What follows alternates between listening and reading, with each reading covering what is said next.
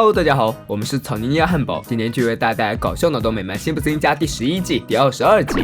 学校破天荒的给每位同学都配备了一台摄影机，但是也由于经费不足，地理课就被砍掉了。校长希望同学们能够对得起学校付出，拍摄出富有想象力、有创意的录像。这么有趣的作业，同学们当然是第一时间就在寻找素材，连在校车上这点时间都不放过。小新又想通过摄像来恶搞妹妹，可惜他有把柄在新小妹手上。在妹妹这里吃瘪之后，小新转而去骚扰司机奥托，去问他红色交通灯是什么意思。奥托表示自己没有时间去思考这个高深的问题，因为今天他要去向女朋友求婚。眼镜仔原本还想嘲笑一下，可惜奥托表情严肃，根本不带搭理他。尴尬之下只好溜号。小新对奥托恋爱史十分感兴趣，于是奥托就对他讲起了自己和女友的相识。那是一个在夏天举办的摇滚音乐节上，他的后背被火焰点燃，原想让售货员给自己拿点水浇灭，没想到他张口就要收8块钱，这口气他怎么咽得下？转头就走了。谁知道一个女孩用他手里的矿泉水帮他扑灭了火。就在他们对视的那一刹那，他知道他的爱情到来了。故事讲完了，奥托也来到了女孩工作的地方，脱下工作服，露出里面的西装，再戴上一点黑色帽子，放上一段求婚用的音乐，完美。女孩也确实沉浸在这美好的氛围之中。她接过那用纸巾包裹着的戒指，女孩用自己的定情一吻表示自己愿意嫁给他。爱情有了完美的结局，孩子们也为他欢呼。辛巴正把手摊在桌上玩刀戳手指缝，然而每次都正中手指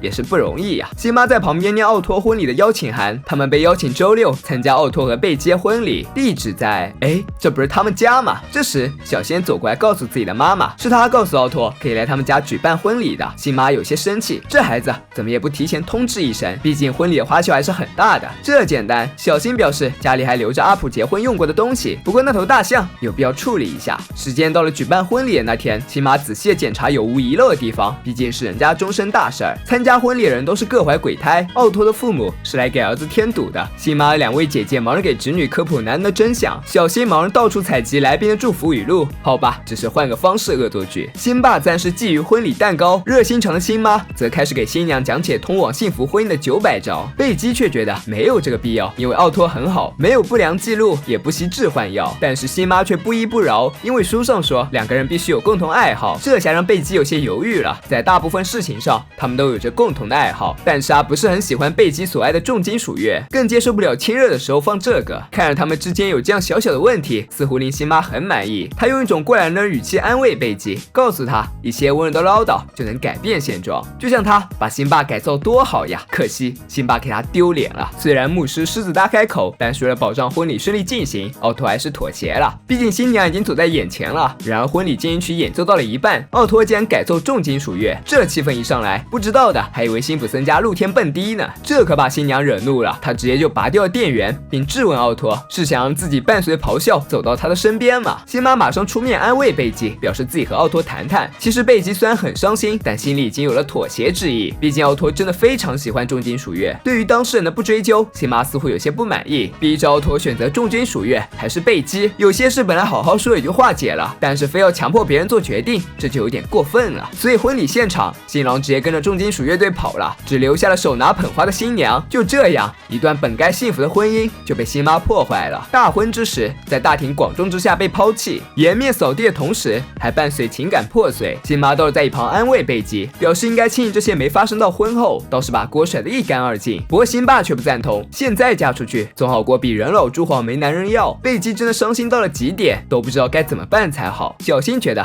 贝基可以搬过来和他们同住，辛妈马上表示不赞同，因为以前就谈过小新主动提供住宿的事儿。这一次辛爸出乎意料没有站在妻子这边，因为以前他们也给他提过不能搞砸别人的婚礼，所以辛爸正式宣布了这个人以后就住在他们家了。孩子们都很高兴贝基同住。自从在辛普森家住下后，2位女人就一起操持家务。他们在厨房做饭时，辛妈对贝基说，因为新小妹准备以后不再吃肉，所以现在她会撒一些肉汁在蔬菜上。贝基感兴趣尝了尝肉汁的味道，很不错，并表示如果能够在里面加一些迷迭香，味道会更好。这简直是解决辛妈一直以来的世纪难题。果不其然，加了迷迭香的肉汁让众人人赞不绝口。辛妈刚开始还能满是笑意的解释是贝基的主意，但接下来每一个人都夸了一个点子很棒，并且全都是贝基想出来的。这下辛妈心里就有些不平衡了。一次辛妈在给小新换尿布的时候，透过窗户竟然看到了贝基在提小新的脸，吓他慌忙跑出去制止这疯狂的举动。但是显然他对他们产生了误会，贝基只是在模仿成龙的武术动作，帮助小新完成作业。虽然贝基掩饰了这并没有什么危险，但辛妈还是不允许他再这样做。贝基和辛小妹的关系同样不错，他能够用绘画和辛小妹的音乐合拍，而这对于只是家庭主妇的辛妈显然是不可能的。对于家里每个人都喜欢她的事实，辛妈只能把内心烦恼倾诉给了自己的2位姐姐。她认为家人爱她超过自己。姐姐的话也告诉她，担心不是多余的，因为一位有魅力的女人住进你的家庭，她的目的就是占有你拥有的全部，然后杀了你。先不论会这么死吧，第一步就是他们通常会勾引你的丈夫。到了晚上，辛妈好半天都难以入睡。就在此时，卧室的门打开了，她看到了一手持枪一手拿刀的贝基。原来人家只是来还吹风机和梳子，但强生的幻想依然没有丝毫改变。看着贝基和孩子们相处的那样好，甚至他了解自己都不曾知道的他们的喜好，辛妈觉得自己仿佛才是那个外人。心事重重，辛妈就这样一个人去超市采买食物。沉浸在愤怒中的辛妈根本没有注意到眼下到了陡坡，然而就在这关键的时刻，刹车竟然失灵了。就这样一路狂奔之后，辛妈被请到了警察局。警官却觉得辛妈是故意剪断刹车以吸引自己的注意，但凡是再吃2颗花生米也不至于这样。不管怎样对警官说那女人要杀死自己，警官都无动于衷，表示等她快要死了才会采取行动，在此之前法律不会提供任何帮助。在等待辛妈的功夫，孩子们缠着询问贝基的大新闻。原本想要等到辛妈来时再宣布，但是他们这么好奇，贝基又告诉了他们自己要搬走了。孩子们脸上失落难以掩饰，但辛爸作为一家之主，只想问贝基他的食物什么时候到。就在这时，餐厅抬出了一艘小船冰淇淋，辛爸怎么见过这等场面，一头就栽了进去。小新轻松的安抚惊慌的贝基，表示老爸只在狂吃而已，半晌还没有动弹的迹象。为了救回这个兴奋过头的人，贝基只好做起了人工呼吸。谁知道这一幕刚好被进门的辛妈看见了，她难以抑制的说贝基是小三，并且抡起了巨大甜筒就向贝基砸去。还好警察及时赶到，制止了他疯狂的行为。虽然法律不能保护他，却能逮捕他，但被逮捕的辛妈依旧对贝基恶言相向，表示自己绝对不会放过他。很快就到了最后审判的日子，辛妈对于破坏冰淇淋等罪行供认不讳，还在法庭上祈祷上帝保佑。所有的一切都指向了一个结果，那就是辛妈疯了。她显然难以接受这样的结果，紧接着她将目光投射向了窗外的蓝天白云，突然猛冲过来，想以此来证明自己是个正常人。还好窗台离地的距离还没有他人高，就这样被他给逃跑了。电视台主持人把辛妈逃走的消息报道出来，警告公众他可能出现在镇上任何地方，还表示希望他能够在再次杀人前被抓获。可杀一次杀人都没有，怎么能用再次呢？辛小妹询问他们是否应该出门去找辛妈。喝着啤酒的老爸一脸轻松，放心吧，他一定会回家来杀贝基的，真是一点也不考虑受害者的感受。孩子们重新露出了轻松的表情。逃出法庭的辛妈很不好过，她发现人们正在到处抓捕她，还是混在了仪仗队里才勉强逃过一劫。就连小丑举办这种供小孩子观看的儿童娱乐，也没有放过调侃辛妈的机会。孩子们已经开始万分思念他们的母亲了。小新说，小朋友已经开始疯传，念5遍水星玛丽就能够召唤辛妈，不过他们的眼睛也会被辛妈挖掉。辛爸听到的更离谱，传说他会勾引男人，然后吃了他们。唯一没有听进这些疯话的贝基，代替辛妈给这群无所事事的人分配了工作。乔装打扮中的辛妈来到了档案室，她倒是要看看这个女人究竟是何方神圣。事实就是在她的档案里，清一色都是乐于助人的正面报道，其中还包括辛妈毁掉了贝基的婚姻。辛妈终于有些意识到，也许真的是自己对贝基太不公平了。满怀愧疚，辛妈就这样回到了家中。谁知道正巧看到辛妈拿着刀准备刺杀躺在床上的辛爸，并且自己的孩子都被他绑架了。情急之下，他一脚踢掉了贝基手中刀，还掐了他的脖子。小新制止了妈妈的行为，表示他们只是在完成他的拍摄任务。辛妈终于冷静了下来，但他还是想到了疑点，贝基剪掉了他的刹车。事实上，这个蠢事是辛爸干的，换油的时候放空了刹车油。一切的误会解开，辛妈也向贝基诚挚的道歉，并说出了以为他会杀掉自己的话。贝基一脸轻松，表示自己确实这样想过，但当他知道有6种铲子可以用来埋人，他就觉得还是算了吧。谁有有那闲工夫。就在辛妈以为一切都结束了，却被医生镇静剂撂翻了。不过没什么，他现在兴奋的根本倒不下去。但就在他为辛巴安排了工作之后，辛巴又打他一支兴奋剂，这下可把他彻底撂翻了。人类终其一生都在渴求关注与逃离关注之间徘徊。辛巴管不好自己的家庭，却对他们的生活评头论足，企图成为又一个指引迷途羔羊的人生导师，却自食恶果，连仅剩的存在感都没能守住。于是嫉妒冲昏了他的头脑，让他将无辜的贝基当成抢走自己人生罪魁祸首。可他却忘了，